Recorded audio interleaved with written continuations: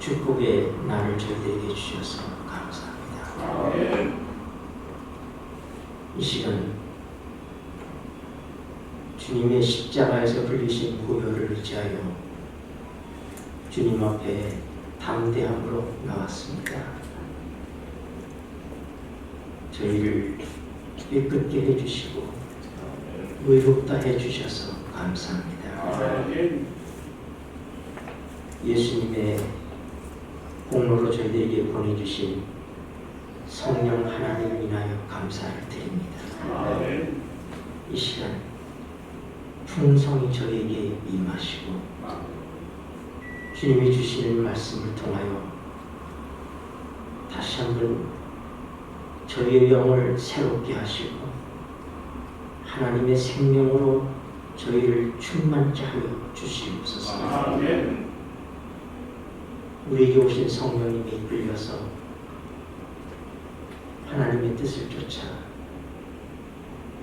아버지께 영광을 돌리기를 원합니다. 저희를 위하여 기뻐하여 주시고 홀로 영광 받아 주시옵소서.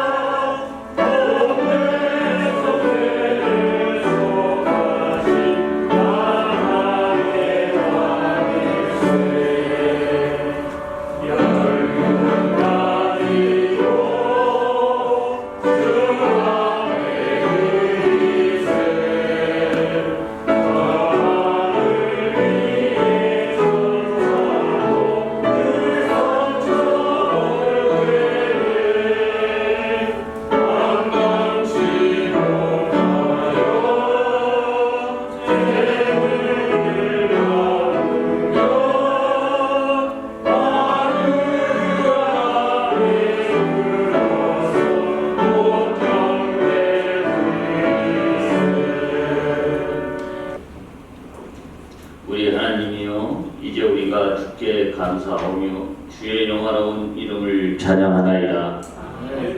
은혜로우신 하나님 아버지, 주의 복된 안식일에 주의 복된 교회에 나와서 영광을 돌 수 있는 건강과 시간 그리고 경제적 축복을 주셔서 안식일을 지킬 수 있도록 허락해 주심에 감사를 드립니다. 지난 한 주간 동안도 어렵고 힘든 일상 속에서 하나님 말씀에 전신갑주를 입고 힘차게 저 그리스도와 싸워서 이길 수 있는 강건한 믿음을 주심에 감사를 드립니다. 그러나 생각해 보건대 믿음이 연약해서 세상과 타협하였고 악한 마음을 가졌던 일 또한 하나님께 회개하오니 조건 없는 은혜로 주 예수 그리스도의 보혈로 깨끗이 씻어주시옵소서. 은혜와 동정으로 저희들의 심령을 만져주시고 어려운 가운데 이 자리에 참석한 모든 이에게 말씀을 선포할 김영수 목사님을 통해서 말씀을 선포하는 그 말씀의 힘 은혜 입어서 소망하는 모든 것들이 다 이루어지고 우리에게는 희망이 있고 선을 향하되 낙심하지 말고 포기하지 아니하며 때가 이름에 축복을 주신 줄 믿사오니 서로 선행으로 서로 격려하며 한 주간을 승리할 수 있는 우리 모두가 되게 해주실 줄 믿사오고 우리 주 예수 그리스도의 이름으로 기도드렸습니다. 아멘.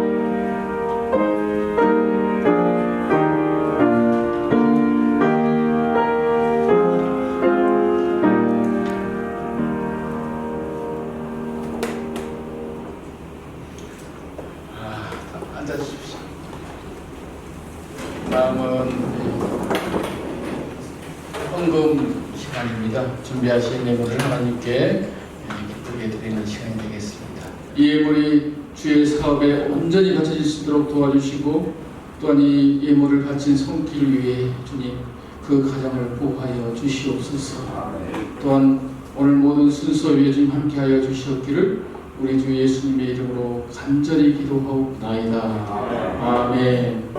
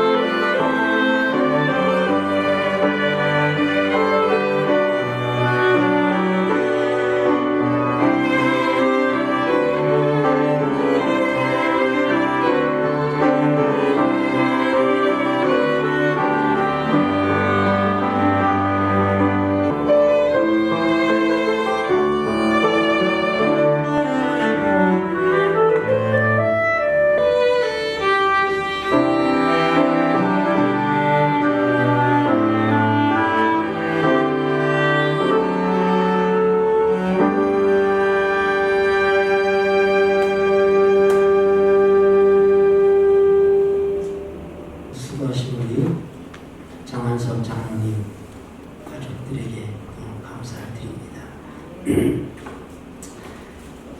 오늘 우리 손보라 자매와 나는 성교 아빠 이름이 잘 성주지 형주 네 성주 아니 형주 네 김형주 선생님 잠깐 두 분 이어서 오세요. 2시에 다문화 센터에 가서 우리 침례식을 할 겁니다. 식사 후에 형주 축하를 박수 한번 드립니다. 평생 교회를 다녀보지 않은 분들입니다. 근데 우리 언니부 형부인 김정현 장로님 내외를 통해서 교회를 나오기 시작했고 그동안 함께 하나님의 말씀을 보고 침례를 결심하게 됐습니다. 특별히 왜 침례를 받아야 되는가, 침례의 중요한 의미들에 대해서 함께 살펴보고자 합니다. 사람은 다시 태어날 수 있고 다시 태어나야 됩니다.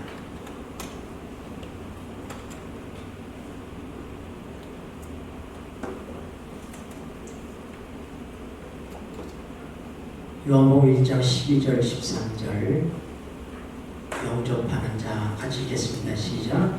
영접하는 자 곧 그 이름을 믿는 자들에게는 하나님의 자녀가 되는 권세를 주셨으니 이는 결과로나 육적으로나 사람의 뜻으로 하지 아니하고 하나님께서 난 자들이라.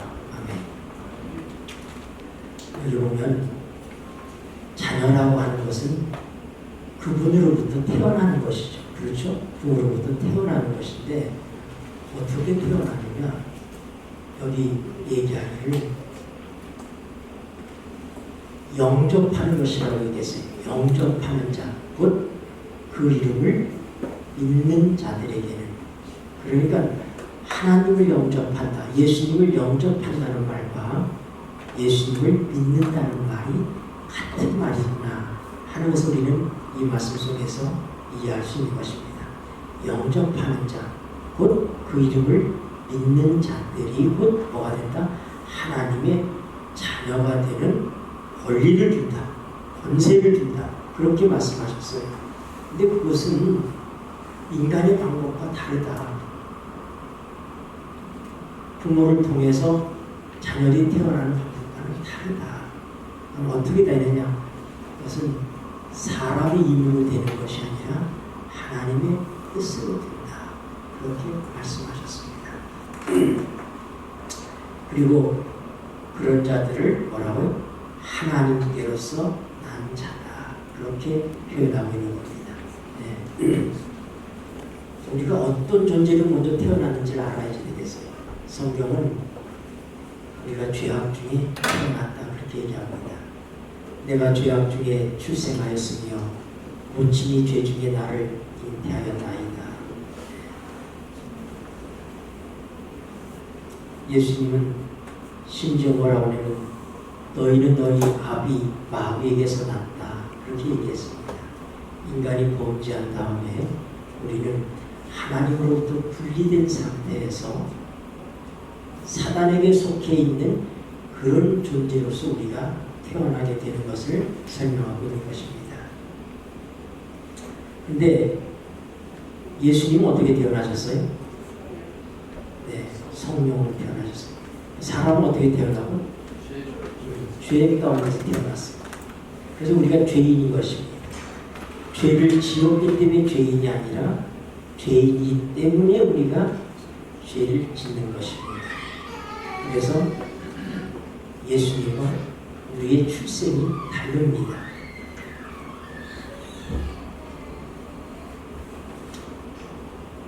요한복음 3장 3절과 5절 말씀입니다. 같이 읽겠습니다. 시작. 예수께서 대답하여 가라사대 사람이 어디까지 아니하면 하나님 나라를 볼 수 없느냐.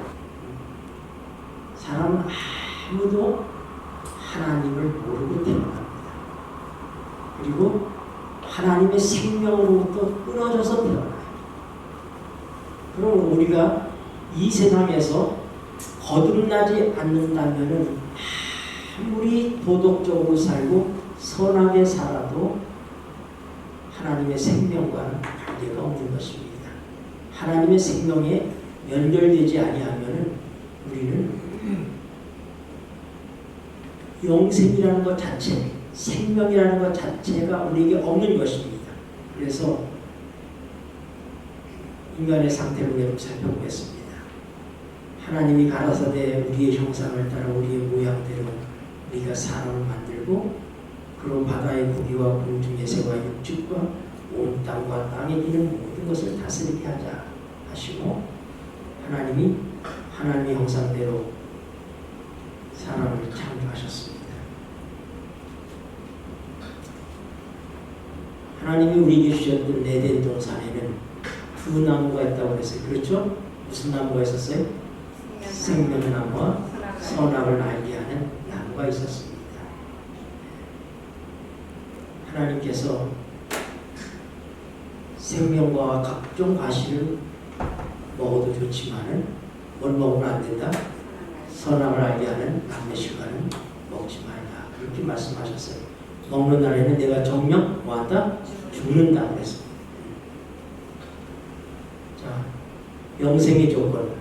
하나님께서 우리를 창조하신 다음에 우리에게 주신 영생의 조건이 뭐냐면 선악과를 먹지 말라 이것입니다. 이것은 뭐냐면 하나님의 권위에 대한 인정이에요. 하나님의 주권에 대한 인정입니다. 두 번째는 생명과를 먹어야지 돼요. 뭐를 먹지 말고 선악을 알게 하는 실과를 먹지 말고 생명과를 먹어야지 되는 것입니다. 여러분, 선악을 알게 하는 실과는 안 먹지만 생명과도 안 먹는다면 어떻게 됐을까요? 영생할 수 있었을까요? 영생할 수 없어요. 이것은 하나님께서 우리에게 주신 조건인 것입니다. 영생의 조건이에요. 그래서 하나님의 말씀을 우리가 순종해야 되는 것입니다.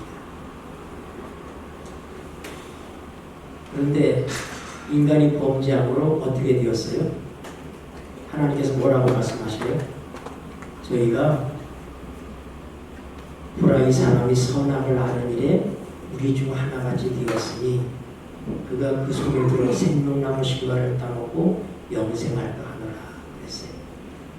자, 그러면 하나님께서 그럼 원래 우리를 창조했을 때는 선악을 알게 하는 그런 지혜가 우리에게 있었을까요? 없었을까요? 네. 그것 자체가 있을 필요가 없는 것입니다. 왜요? 네. 하나님에게 속해 있으면 하나님께 속해 있는 모든 것은 선한 것입니다. 그러므로 하나님 밖에 있는 것을 알 필요가 없는 거예요. 다시 얘기해서 사람이 선악과를 먹고 다 뭐가 됐어요? 이 뱀이 꼬일 때 뭐라고 얘기해요? 사단이 뭐라고 했어요? 이거 먹으면 너희가 누구처럼 된다? 하나님처럼 된다. 그럼 하나님은 어떤 존재예요? 하나님만이 스스로 있는 존재죠. 그렇죠? 하나님만이 스스로 있는 존재예요. 그런데 하나님처럼 된다. 그 얘기 뭐예요? 내가 이걸 먹으면 나는 하나님이 주신 생명 없이도 내 스스로 살 수 있습니다 하는 것과 똑같은 거예요. 그리고 어떻게 돼? 하나님이 주신 생명을 하나님께서 반납해라 이것입니다. 네 생명은 내가 준 것이다. 그런데 네가 스스로 있는 존재인 하나님이 되고자 했다면 뭐라고요? 내가 준 생명은 반납해야 될 거 아니냐. 자, 하나님은 분명히 뭐라고 그랬어요? 먹으면 죽는다고 그랬어요. 뱀은 뭐라고요? 결코 죽지 않는다. 둘 중에 하나는 거짓말이죠. 빨리 넘어가겠어요. 자, 인간이 선악과를 먹은 다음에 하나님께서 그들을 에덴 동산에서 내보내셨습니다. 그리고 농사를 지어서 살 수 있도록 그렇게 하셨어요. 내가 땀을 흘려야 먹고 살 것이다. 그리고 너는 흙에서 왔기 때문에 흙으로 돌아간다. 그렇게 말씀하셨어요. 그리고 이 세상에 뭐가 들어왔어요? 죄가 들어왔습니다. 누구 때문에? 네, 아담 한 사람 때문에. 이러므로 이 말씀, 중요한 말씀 같이 읽으십니다. 시작. 이러므로 한 사람으로 말미암아 죄가 세상에 들어오고 죄로 말미암아 사망이 왔으니 이와 같이 모든 사람이 죄를 지었으므로 사망이 모든 사람에게 이르렀느니라. 이제 제가 침례에 대한 설명들을 하겠지만 침례를 받을 때 우리가 두 가지를 먼저 크게 생각해야 돼요. 침례를 받아야 되는 오늘 우리 손보라 자매와 김형주 형제에게 있어서는 침례를 바라보는 믿음을 가지고 우리가 침례를 받는 거예요. 그 다음에 침례를 이미 받은 우리들에게 있어서는 침례를 통해서 내가 받은 침례를 통해서 하나님께서 내게 주시는 것이 무엇인지를 알아야지 됩니다. 그러니까 침례를 바라보는 그리고 침례를 받고 난 다음에 이 두 가지 의미가 침례 속에 있다고 하는 것을 오늘 아셔야지 되겠어요. 그래서 오늘 침례를 받는 분들은 먼저 내가 받는 침례가 어떤 의미인지 이걸 우리가 먼저 정확하게 알아야지 될 것입니다. 그 다음에 우리 침례를 받은 사람들은 내가 받은 침례가 어떤 의미인지 이것을 우리가 알아야지 될 거예요. 사람이 왜 죽느냐? 제가 좀 설명드렸던 것인데 하나님과 사람의 차이가 뭐냐? 하나님은 스스로 있는 자예요. 하나님은 생명 자체십니다. 근데 사람은 하나님의 생명을 빌려받고 사는 존재예요. 하나님이 우리에게 하나님의 생명을 주셨습니다. 인간은 스스로 있는 존재가 아닙니다. 하나님께서 하나님의 생명을 우리에게 그 생기를 코에 불어넣어 주셨다. 이런 얘기는 하나님이 자기 생명을 우리에게 나눠주셨다. 빌려주셨다. 이런 의미인 것입니다. 우리 빌린 생명이에요. 자, 하나님은 생명의 근원이시고 그 다음 뭐예요? 우리는 그 생명을 물려받은 자이다. 이런 얘기입니다. 하나님이 세상을 창조하실 때 첫째 날 뭘 창조하셨다고 그랬어요? 빛을 창조하셨죠. 빛이라는 말이 히브리 말로 오르예요. 오르. 네. 그런데 넷째 날에 뭘 만드셨어요? 1월 성신, 해, 달, 별을 만드셨어요. 그것은 마오르입니다. 이게 뭐냐면 빛을 담는 그릇이다. 이런 얘기예요. 그러니까 첫째 날 빛이 있었고 넷째 날은 그 빛을 담는 해, 달, 별을 창조하셨다. 그걸 우리가 이제 알 수 있잖아요. 그런 것처럼 하나님은 생명이시고 우리는 그 생명을 담을 그릇, 그 생명을 빌려받아서 사는 그런 존재다. 그 말입니다. 그런데 사람이 선악과를 먹었어요. 누구처럼 되기 위해서? 하나님처럼 되기 위해서. 그럼 하나님은 어떤 존재예요? 스스로 있는 존재잖아요. 스스로. 근데 하나님 필요 없습니다. 내가 하나님이 되겠습니다. 그럼 내가 어떻게 해야 되겠어요? 스스로 있을 수 있어야 되잖아요. 그러니까 하나님께서 뭐라고 그래요? 그러면 내게서 가져간 생명을 나한테 도로 반납해라. 이 얘기예요. 그랬더니 뭐가 온 거예요? 내 죽음이 온 것입니다. 그래서 인간은 태어날 때부터 어떤 존재로 태어나요?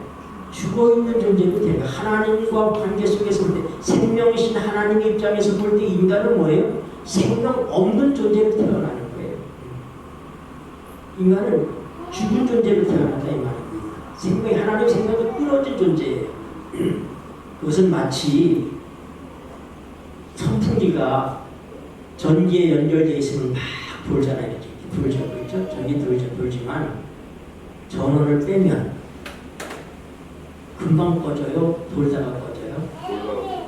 네. 관성의 법칙에 의해서 이게 몇만 번 회전하다가 전원을 놔두면서 멈춥니다.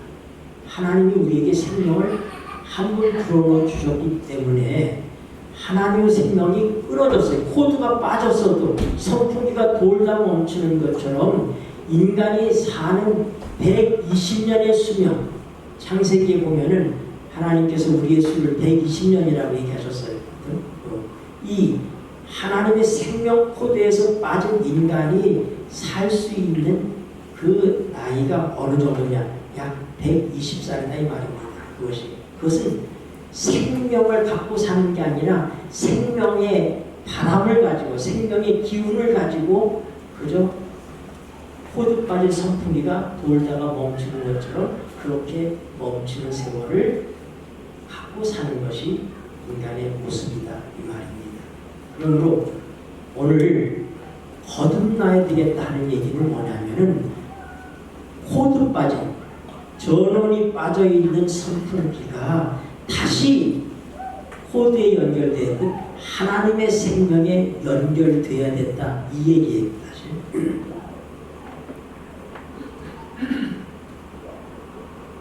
예수님께서 뭐라고 얘기했어요?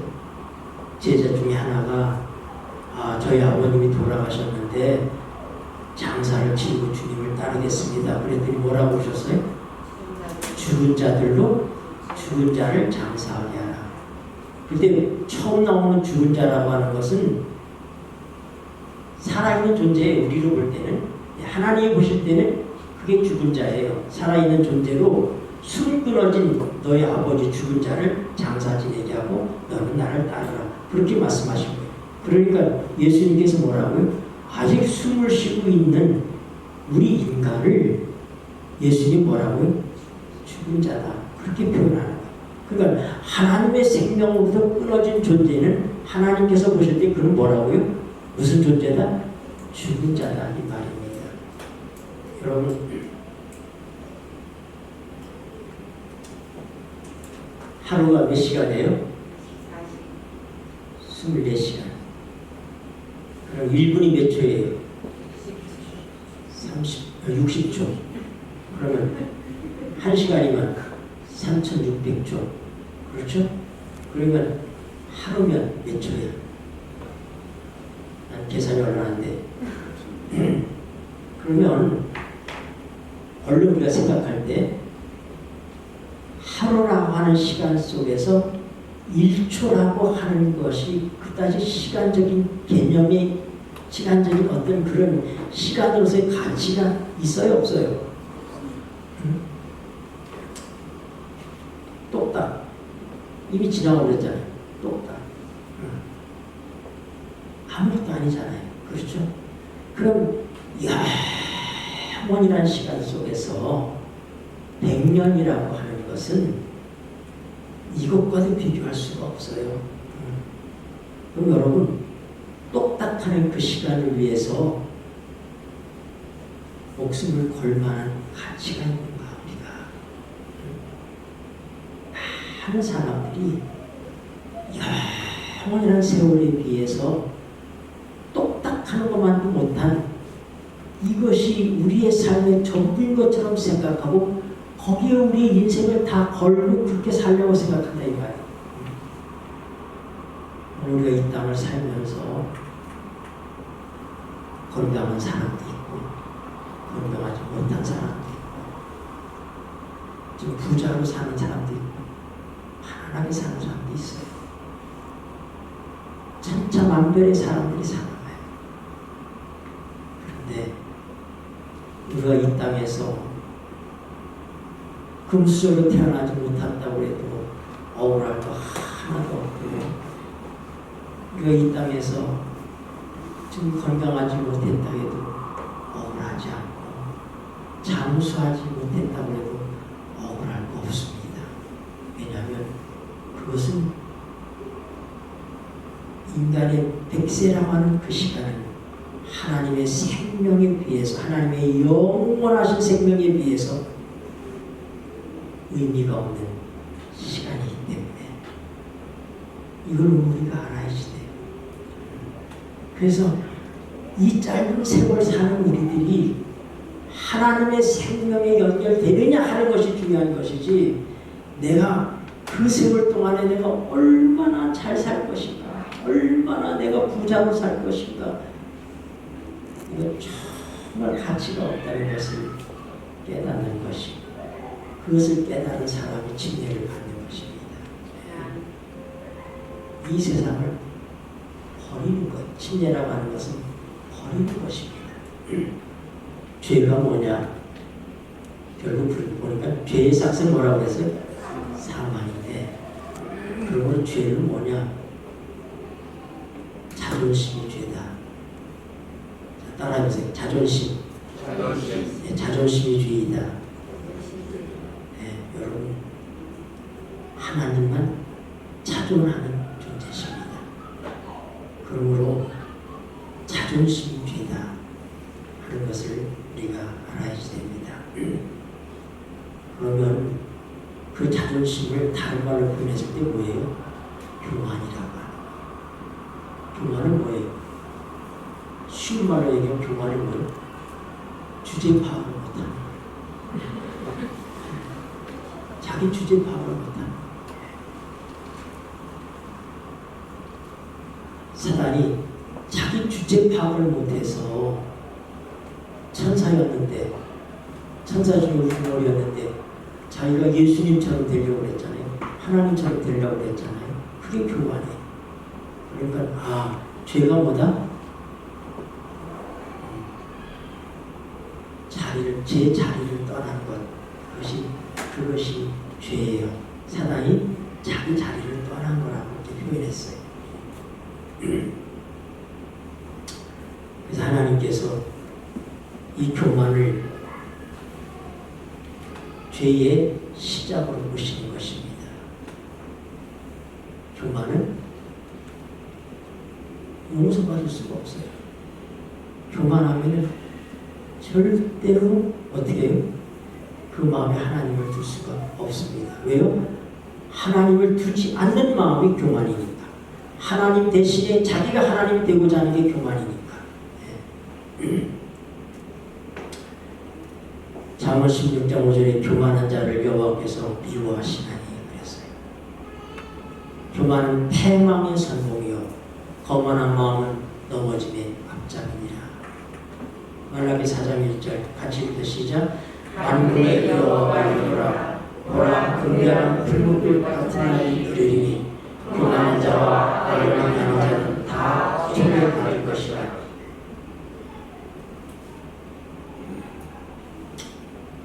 죽음은 뭐예요? 글자가 보는데 교만한 마음으로 하나님과 분리된 것이 죽음입니다. 생명은 겸손한 마음으로 하나님과 연결된 것이 그게 생명이에요. 그건 아주 간단한 거예요. 죽음은 뭐라고요? 교만하여서 그 마음에 하나님을 두지 않는 것. 그게 교만입니다. 생명은 겸손함으로 하나님을 모시는 거예요. 하나님의 생명을 받아들이는 것입니다. 여호와께서는 자기 백성을 기뻐하시며 겸손한 자를 구원으로 아름답게 하십니다. 여러분, 왜 사람이 자살하면 안 될까요?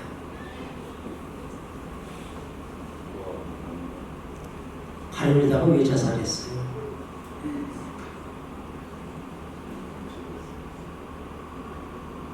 자살은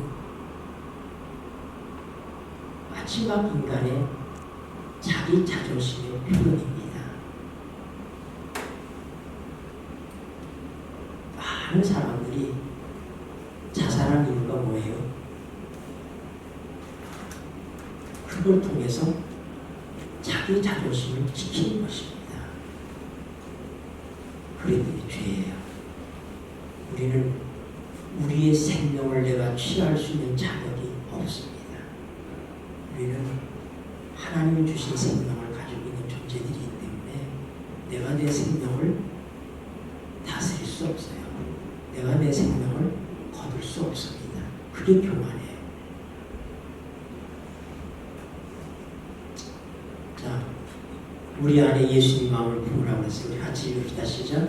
너희 안에 이 마음을 부으라. 곧 그리스도의 예수의 마음이니 그런 근본은 하나님의 본체시냐 하나님과 동등됨을 취할 것을 여기지 아니하시고 오히려 자기를 비워 종의 형체를 가지사 사람과 같이 이루셨고 사람의 모양으로 나타나사 자기를 낮추시고 죽기까지 복종하셨으니 곧 십자가에 죽으시리라. 아멘. 인간이 예수님 마음을 배워야 됩니다. 왜냐하면 예수님은 인간을 대표하면서 하나님이신 예수님이 인간을 대표하는 사람으로 이 땅에 오신 것입니다. 그래서 그는 참 인간이 어떤 것인지를 그의 삶을 통해서 보여주신 거예요. 그리고 그분은 바로 그런 자기의 생명을 우리에게 주시기 위해서 오신 것입니다. 오늘의 겸손함으로 그 예수 그리스도를 영접하면, 아까 영접하는 자, 그 믿는 자들이 하나님의 자녀가 된다고 그랬죠. 그럼 어떻게 돼요? 우리가 바로 예수님의 마음을 갖게 되는 거예요. 그럼 어떻게 돼요? 우리는 교만할 수 없죠. 우리 하나님 앞에서 나를 버릴 수밖에 없어요. 우리가 매 시간 자기를 부인한다. 자기 십자가를 지고 주님을 따른다고 하는 우리가 바로 뭐냐면, 하나님, 나는 본래 교만한 마음을 가지고 태어났습니다. 우리의 시조 아담이 교만하여서 선악과를 따먹었습니다. 제 속에 그 뿌리가 있습니다. 근데 그것을 주님께서 십자가에 못 박아서 처리했다고 하시니 감사합니다. 제가 그것을 믿습니다. 그게 주님을 영접하는 거예요. 겸손함으로 그분을 받아들이세요. 하나님과 연결되는 방법. 요한복음 2장 24절, 5장 24절. 내가 진실로 읽겠습니다. 시작. 내가 진실로 이르노니 내 말을 듣고 나로 살아계시는 이는 영생을 얻고 심판에 이르지 아니하니 사람에서 생명으로 얻느니라. 여기 뭐라고 그랬어요? 내 말을 듣고 또 나 보내신 이를 믿는 자는 영생을 얻었고 심판에 이르지 아니하나니 사망에서 생명으로 옮겨갑니다. 우리가 예수님의 말씀을 믿는 즉시 그분을 영접하는 즉시 하나님의 영생이 우리에게 옵니다. 영생은 미래에 시작되는 것이 아니라 믿을 때 우리에게 이미 주어집니다. 그 영생을 감당할 수 있는 신령한 몸을 주님께서 우리에게 더입혀 주시는 것입니다. 그래서 어떻게 돼? 우리가 영원히 살게 됩니다. 그러니까 이미 영생은 어떻게 했어요? 우리에게 와 있다고 하는 사실을 알아야지 돼. 그래서 성경은 사람의 죽음을 위해서 뭐라고 얘기한다고요? 잔다고 얘기하는 거예요. 죽었다 얘기하지 않고 잔다고 얘기하는 것입니다.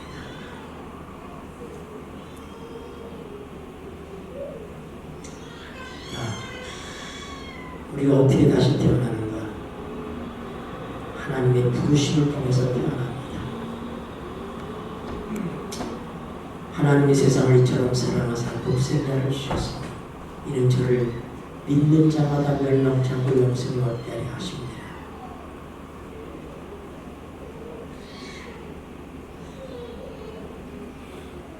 자, 여러분, 하나님께서 예수님께서 우리가 뭘로 거듭나야 된다고 얘기하셨어요? 응? 물과 성령으로 거듭나야 된다고 얘기했어요. 자, 시작. 저희가 말을 듣고 마음에 들려 베드로와 같이 그들에게 하는데 형제들아 너희가 주의하고 베드로가 가로되 너희가 회개하여 각각 예수 그리스도의 이름으로 침례를 받고 죄사함을 받으라. 그리하면 성령을 선물로 오순절날 베드로가 이제 모든 유대인들에게 얘기하는 거예요. 우리가 어찌할 거야? 우리가 어찌할 거야? 그럼 이제 구원을 받아야 될 거 아니에요? 그렇죠? 구원을 받기 위해서 뭐라고요? 예수 그리스도를 믿어라. 그렇게 말해야 될 텐데 사도행전 2장에는 믿으라는 말이 나오지 않아요. 믿으라는 말이 나오지 않고 무슨 말이 나와요? 보면은 우리가 어찌할 바를 베드로가 그러는데 너희가 회개하여 예수 그리스도 이름으로 침례를 받고 죄사함을 얻으라. 그리하면 성령을 선물로 받으리라. 마가복음 16장 16절 우리가 잘 아는 말씀이에요. 한번 누가 찾아서 읽어보세요. 마가복음 16장 16절.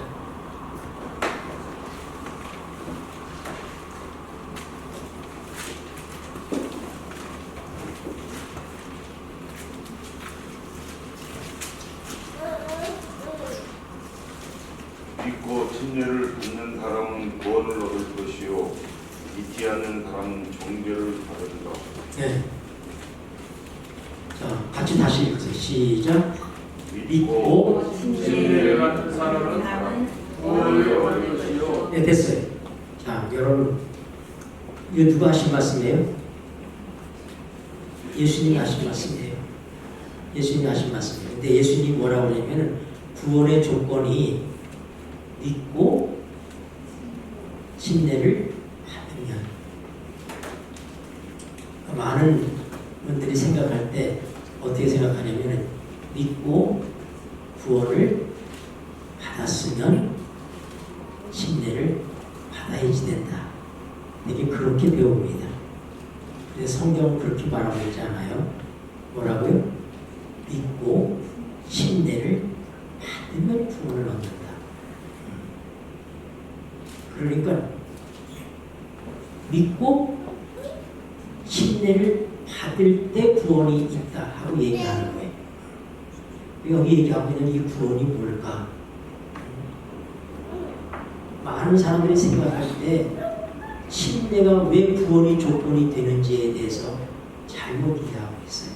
근데 이거를 오늘 여러분들이 좀 바르게 이해하게 되기를 바랍니다.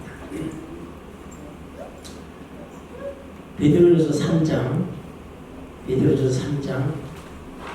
20절부터 한번 읽어보세요. 베드로전서 3장 20절.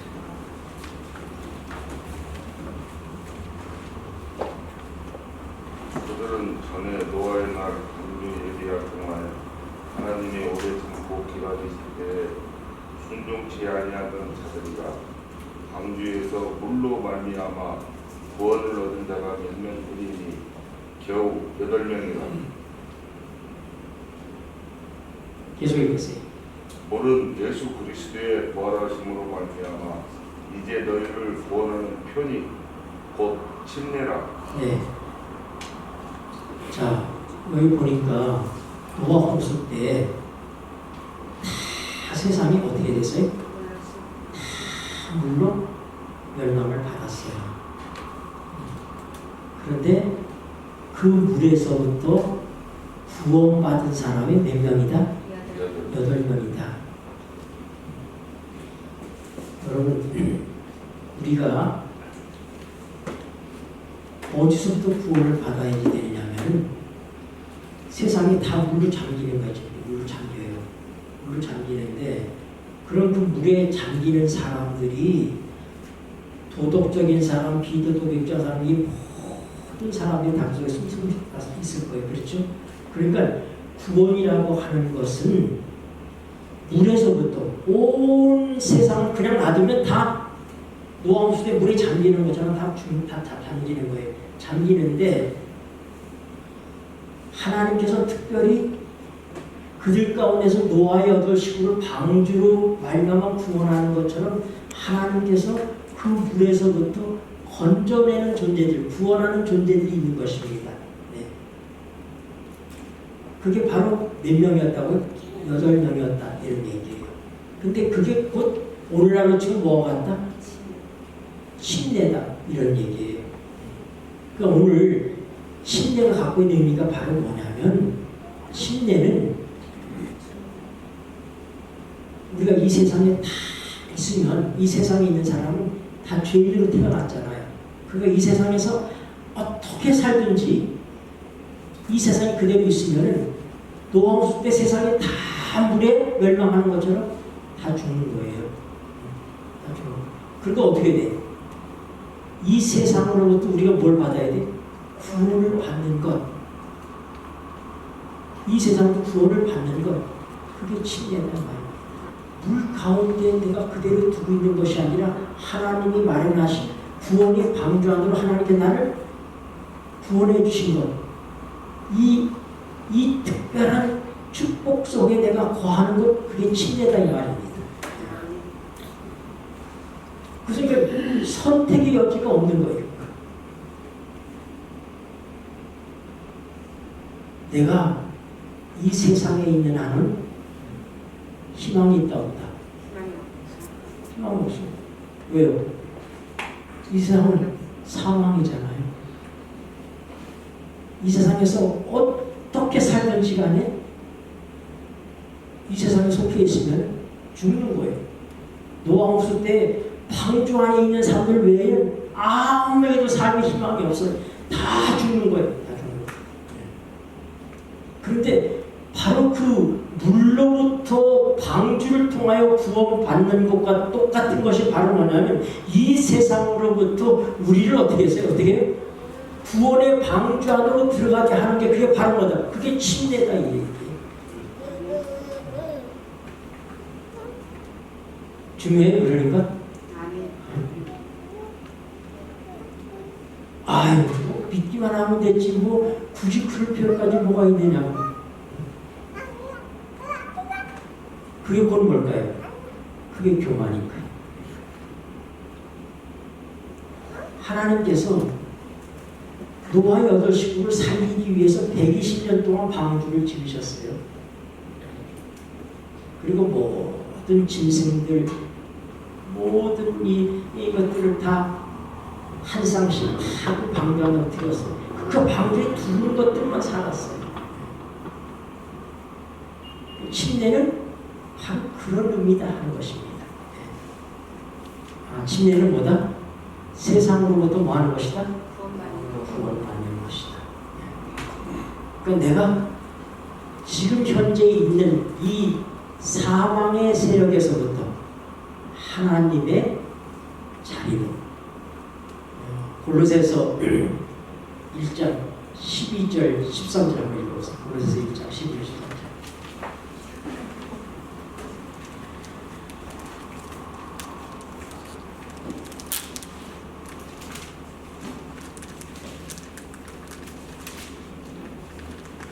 우리로 하여금 빛 가운데서 성경의 기업의 불을 얻기에 편하게 하신 아버지에 감사하게 하시기 원합니다. 그가 우리를 흑암의 권세에서 건져내사 어디로 옮겼다고요? 그의 사랑의 아들의 나라로 옮기셨다. 여러분, 이게 침례예요. 다시 얘기해서 하나님께서 우리를 흑암의 권세에 있는 나는 어떻게 해요? 이거 다 죽는 거예요. 이거는. 여기서 살 방법이 없어요. 다 죽는 거예요. 죽는데 어떻게 돼요? 여기서부터 이건 우리의 행위의 문제가 아니에요. 우리가 얼마나 의롭게 사느냐, 우리가 어떤 도덕적인 삶을 사느냐, 이것이 아니라 다시 얘기해서 내가 여기 있느냐, 물 가운데 있으면 죽을 것이고 방주 안에 있으면 사는 거예요. 그러니까 내가 물로부터 이 어둠의 세상에서부터 아들의 나라로 옮겨 앉는 것, 이게 구원인 거예요. 그것은 도덕적인 것도 아니고 그건 바로 뭐예요? 장소의 문제, 위치의 문제, 우리가 어디 있느냐. 침례가 갖는 가장 1차적인 중요한 문제는 바로 뭐냐면 내가 그동안에 내가 살았던 위치에서부터 내가 살고 있는 이 위치는 희망이 없다. 여기서 나는 죽는다. 그러므로 내가 뭐예요? 하나님이 나를 위해서 마련하신 방주 안으로 나를 옮긴다 하는 게 곧 뭐다? 침례다. 이런 얘기 된 거예요.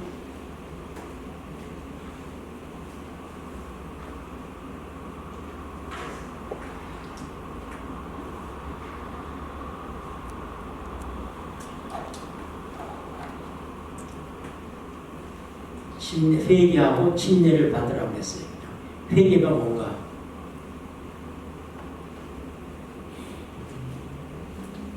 자,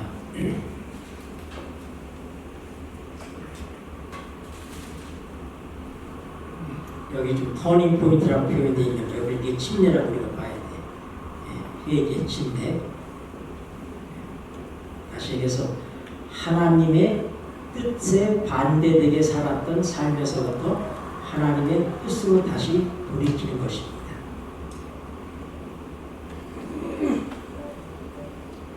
그것은 마치 이런 애벌레에서부터 호랑나비가 되는 것처럼 죄인이 십자가를 통해서 의인이 되는 것, 바로 이런 변화라고 우리가 볼 수 있어요. 내 죽으심과 합하여 침례 받은 줄을 알지 못하느냐. 그러므로 우리가 그의 죽으심과 합하여 침례를 받음으로 그와 함께 장사되었나니 이는 아버지의 영광으로 말미암아 그리스도를 죽은 자 가운데서 살리신 것 같이 우리로 또한 새 생명 가운데서 행하게 하려 함이니라. 네. 왜 교회들이 어느 교회는 침례기를 받는 침례라는 교회가 있고 왜 세례라는 교회가 있느냐 이 말이에요. 그런데 여러분, 예수님이 세례를 받으셨을까요? 침례를 받으셨을까요? 네? 여러분, 예수님이 어디 가서 그 침례를 받으셨어요? 다시 얘기해서 물 몇 방울만 머리에 떨구면 되는 그 일을 위해서 강에까지 갈 필요가 있어요? 있어요, 없어요? 줬어요. 그래 침례 요한이 어디서 침례를 계속 줬어요? 강에서 줬어요. 강에서. 네. 에티오피아 내시가 어디서 침례를 받았어요? 네, 빌림에 의해서 가다 보니까 물이 있기 때문에 강에 가서 침례를 받아요. 그건 물을 뿌리는 의미가 아니라 침례의 의미는 무슨 의미냐면 장사 지내의 의미예요. 다시 해서 우리가 예수님이 십자가에 죽으시는 죽으심과 장사 진행과 부활하심을 우리가 어떻게 체험하느냐, 그것이 그 침례다 이 말입니다. 예수님이 요한에게 침례를 받으러 가시니까 요한이 내가 죄인인데 뭐 어떻게 주님에게 침례를 드릴 수 있습니까? 주님께서 저를 주셔야죠. 그러니까 뭐라고? 아니다. 이제 허락해라. 이래서 하나님의 모든 의를 이루어야지 된다. 예수님이 죄인의 손인 침례 요한에게 침례를 받으신 것처럼 이 침례 속에는 예수님이 죄인의 손에 죽으시는 것이 들어있어요. 그리고 예수님이 장사 지내는 것처럼 물속에 장사되는 것입니다. 침례는 뭐라고요? 네, 장사 지내는 거예요.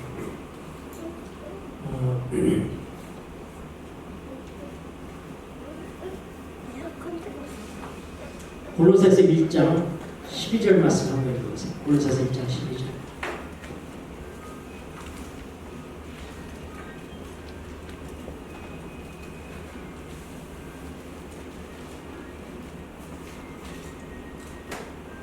우리로 하여금 가운데서 성도의 기업의 부분을 얻기에 합당하게 하신 아버지. 같이 크게 다 듣게. 골로새서 1장 12절 시작. 우리로 하여금 가운데서 성도의 기업의 본을 얻기에 얻기에 합당하게 하신 아버지께 감사하게 하시기를 원한다. 간단한 세례식으로 침례를 대신할 수밖에 없기 때문에 그렇게 했어요. 예외적일 때 그렇게 했다 이 말입니다. 그 다음에 본격적으로다가 언제 침례가 세례로 바뀌었느냐? 1215년 로마 캐톨릭 교회가 십자군 운동을 일으켜서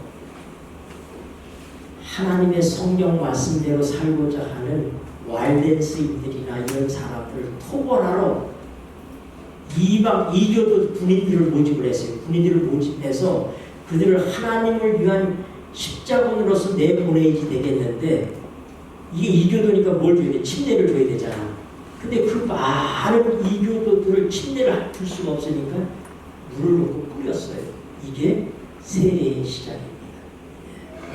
그것이 루터가 종교개혁을 일으킨 다음에 성경을 이 전체를 다 개혁한 게 아니에요. 성경의 중요한 행위로 구원받는 것이 아니라 믿음으로 구원받는다는 사실을 루터가 깨달은 거예요. 그래서 종교개혁이 일어난 겁니다. 성경으로 돌아가자는 운동이 그게 종교개혁이에요. 그런데 성경을 다 한꺼번에 깨달은 게 아니기 때문에 훗날 침례교회는 성경에 보니 세례가 아니다 침례다 하는 사실을 알고 침례를 주게 된 거예요. 그렇게 개혁되지 않은 부분들, 그러니까 로마 천주교의 유전과 전통을 그대로 아직도 이 개신교 안에 많이 가지고 있다고 하는 것입니다. 그래서 우리가 그런 것들이 지금 있기 때문에 그런 것이지만 성경은 뭐라고요? 원래 밥티저라고 하는 거. 밥티저. 김 박사님, 영어로 침례가 뭐예요? 뵙티즘. 뵙티즘의 뜻이 뭐예요? 침례. 우리가 여기 우리 중국 분들 계신데 중국 성경에도 보면 본래 성경에 침례가 잠글 침자로 돼 있어요. 네. 뿌릴 세자가 아니라 잠글 침자예요. 그러니까 이것은 물에 잠그는 것입니다. 그러니까 이게 뭐라고요? 장사 진행의 의미가 있어서 들어있다. 그 다음에 어떻게 물에서 올라올 때 뭐의 의미예요? 부활의 의미인 것입니다. 부활의 의미. 그걸 믿음 우리가 받아들이는 거예요. 자, 이제 침례를 바라보는 입장에 있어서의 침례는 바로 뭐냐면은 내가 이제는 멸망받을 수밖에 없는 이 세상으로부터 하나님의 구원의 방주 안으로 옮겨간다. 하는 것이 침례다 이 말입니다. 그런가 하면은 우리가 예수 그리스도와 함께 십자가에 못 박히고 장사되고 부활했다고 하는 믿음을 갖는 것입니다. 그렇죠? 그래서 갈라디아 2장 20절에 내가 그리스도와 함께 십자가에 못 박혔나니 그런즉 이제는 내가 사는 것이 아니라 내 안에 그리스도 예수가 사는 것이라 그렇게 얘기했어요.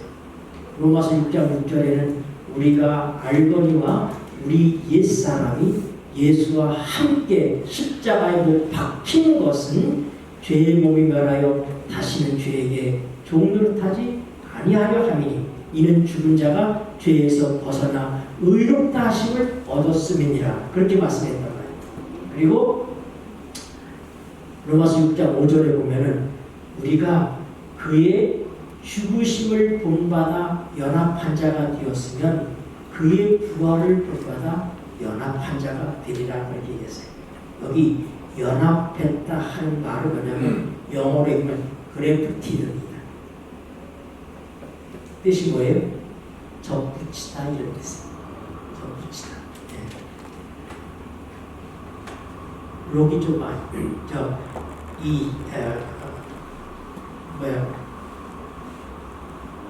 접붙이다 다시 연합한다는 얘기는 뭐냐면 우리가 사과나무 접붙이듯 복숭아나무 접붙이듯이 돌 감람나무에 참 감람나무를 접붙이는 것처럼 하나님의 생명보다 이렇게 접붙임을 받는 것입니다.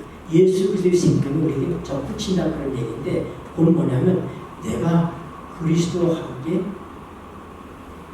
죽는 데 연합했다면 부활하는 데도 내가 연합했다 이런 얘기예요. 그러면 여러분 보세요. 내가 침례를 받을 때 어떤 일이 내게 벌어지느냐. 실제적으로 예수님이 십자가에 죽으실 때 나는 태어나지도 않았어요. 근데 성경은 내가 그리스도와 함께 십자가에 못 박혔다고 그러잖아. 근데 2000년 전에 난 태어나지도 않았는데 그런데 로마서 6장 3절, 4절, 5절 쭉 말씀 연결해서 보니까 바로 어떤 의미냐면 침례라는 것이 내 개인적으로 내가 언제 정말 십자가에 못 박히고 장사되고 부활하는 것이 언제 내 삶 속에 실제적으로 시작되느냐 그게 침례다 이 말입니다. 네. 아시겠어요? 우리가 받은 침례 그러면 내가 언제 태어났느냐? 내가 언제 십자가에 죽었느냐? 성경은 2000년 전 예수와 함께 내가 죽고 장사되고 부활했다고 그러지만 그것이 나 개인 김영수에게 적용이 된다는 언제라고요? 그게 침례받는 날이다 이 말입니다. 침례받는 그 순간에 그걸 뭐예요? 내가 그분과 함께 장사되는 것이고 그분과 함께 부활하는 것이다. 이것이 그런 거예요. 침례가 우리에게 주는 의미예요. 그러니까 내가 언제 태어났다? 지금 우리 형주 씨하고 보라 씨는 지금 만삭에 보내지 만삭에서 지금 태어나기 직전에 있는 거예요. 그래서 오늘 이제 태어나면 어떻게 돼? 아, 내가 예수님과 함께 장사된 날이 바로 2019년 8월 3일이 내 새 생명이 시작된 날이다. 이렇게 보는 거예요. 아시겠어요? 네. 믿음을 통해서 주님의 십자가에 내가 못 박힌 것이 사실이지만은 그러나 개인적으로 내게 시작된 일이 언제냐? 침례다 이 말입니다.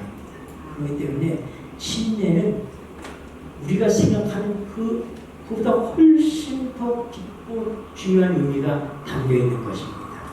침례를 받는 주입니다. 오늘 베드로가 유대인들에게 그들이 얼마 전까지 예수님을 십자가에 못 박아서 십자가에 못 박은 사람들이에요. 근데 그 사람들한테 주 예수를 믿으라 그리하면 너와 우리가 내 집이 구원을 얻으리라 그렇게 말하지 않았어요. 뭐라고요?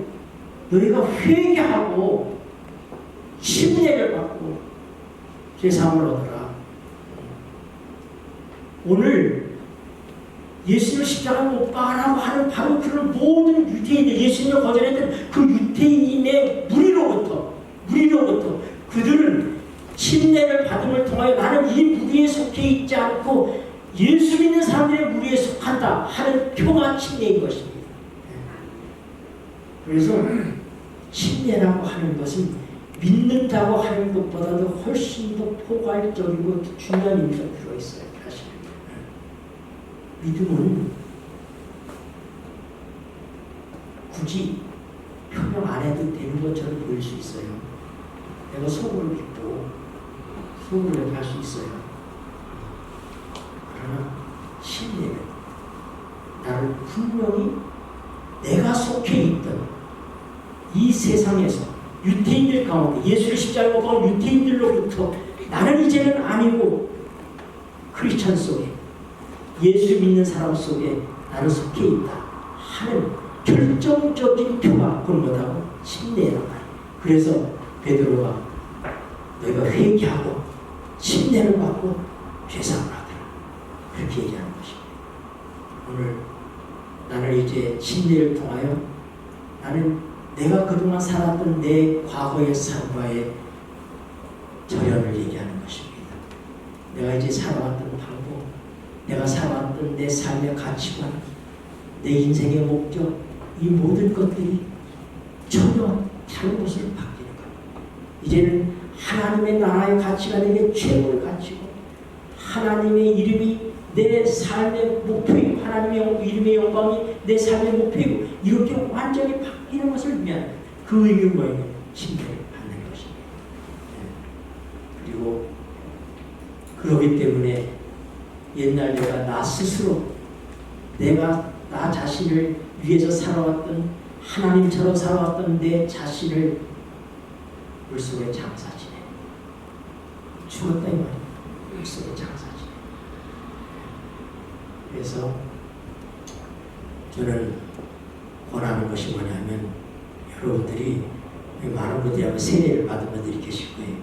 세례를 받았다 할지라도 여러분들이 성경적인 이 말씀을 그대로 받아들이면 여러분 물속에 장사 지내는 이 장사 지내는 침례를 다시 받으시게 되기를 권하는 것입니다. 아멘. 이것이 하나님의 방법을 따르는 진정한 구원의 표가 된다고 하는 것입니다.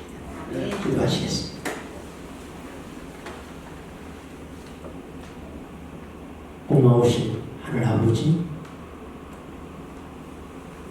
오늘 저희들에게 이 세상으로부터 구원받았다는 분명한 표리, 침례를 통하여 우리를 하나님의 자녀로 구별해 주시니 감사합니다. 네. 하나님의 생명 안에 거하는 놀라운 결단을 이루게 하여 주시옵소서. 아멘. 예수님의 이름으로 기도드립니다. 아멘. 다 같이 일어나셔서 812년 주님 오신 때에 하나님 축복하시고